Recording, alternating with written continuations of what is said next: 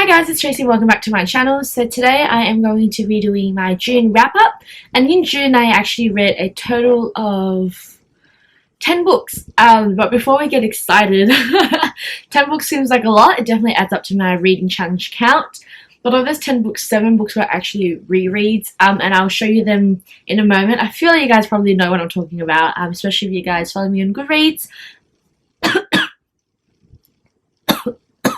I just went into a coughing fit there. But if you guys do follow me on Goodreads, then you guys will understand what it is that I've been reading. But let's get right into it. So the first book that I finished off in June was Good Omens by Terry Pratchett and Neil Gaiman, and this is an adult fiction fantasy centering around Armageddon or the end of the world. So angels and demons are massing for this to happen, but the problem is that they've misplaced the Antichrist, and without the Antichrist, this isn't just going to happen. It does sound very entertaining and funny. I have a full review for it that I'll leave a link to down below that explains pretty much how I feel about this, but you know, to keep it short, I thought it was funny. I thought the characters were really easy to read.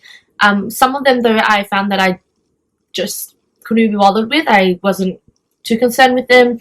The story itself does take a lot to process, and I found that because I read it so fast, I didn't really process the entire thing properly, which was probably why it wasn't as enjoyable for me.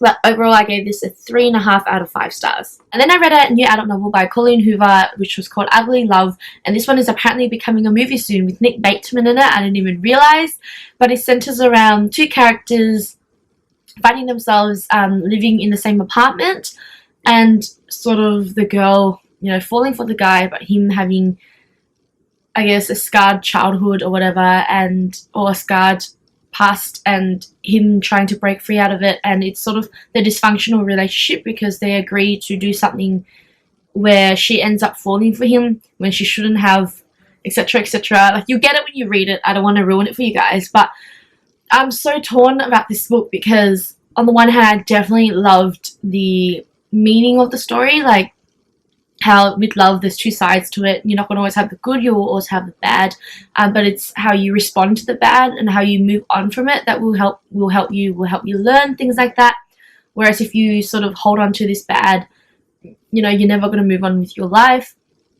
I also loved the ending. I found that I nearly cried. It was so emotional, which is really surprising because I rarely do cry in books despite how sad it is, but this one was just heart-wrenching.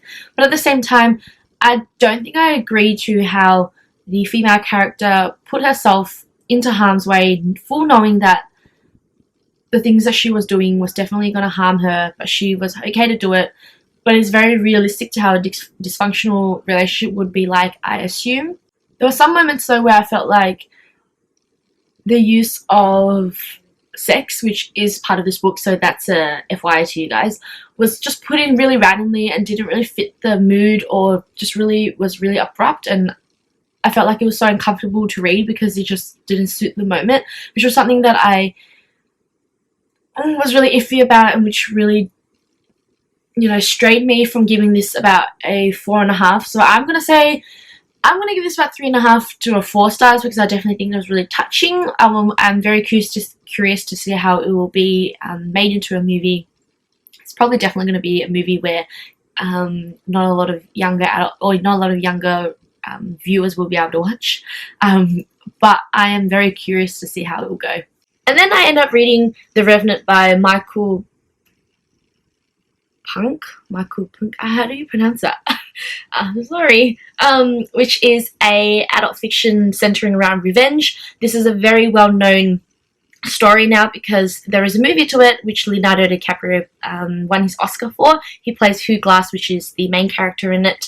And essentially what happens is Hugh Glass is mauled by a bear, and in his hunting group, 2 comrades are left to look after him until he dies, so that they can bury him, but they abandon him and he's left there to suffer. And then all of a sudden you hear about this guy. He's walking around the forest scarred and everything, looking for these 2 men to try and get back to them. And it is a fascinating story in that it is a very vivid adventure, a very vivid tale. There is a lot to learn about American civilization back in the days. I don't remember what the setting is. 1800s? Yeah, in the 19th century, so 1823, 1824, and how they go hunting in the wilderness to, you know, make make a living, things like that. I found that the characters themselves were good to read from, but definitely not amazing. A lot of them were just black and white, good or bad, but I really loved the setting, the context of it, the imagery that was presented in this. That's what really made the story, and then the tale that or the adventure that you follow, and how you're kept on edge because you want to know what happens to Hugh Glass, how he gets to where he is, you know, does he get the revenge that he wants. The ending of this book, though, is different to the movie. That's what I've heard. I haven't watched the movie yet. I really do want to watch it though, so I can do a comparison between the movie and the book to see which one I like better.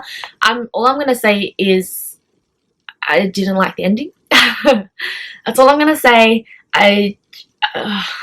Which is probably why I only gave this about a 3.5 out of 5 stars, because I hate a book that leaves me unsatisfied, or I hate a book that leaves me just not liking the ending and then I don't ever want to read the book again. Other than that though, the book is based on a true character, or true characters. So all the characters that you're introduced in here, most of them are real, and there is historical notes about them at the very end when the book ends to sort of explain what happens to them afterwards, where they go on with their life, they become, how they are historically significant to the rise of America, or the build up to how America is right now. So I thought that was really interesting, and it was good because it does leave me sort of, I guess, content with how it sort of ended, even despite the fact that I really didn't like the ending. And now I'm going to show you guys the 7 books that I read all in a row. I think I finished this probably in the last week and a half of June.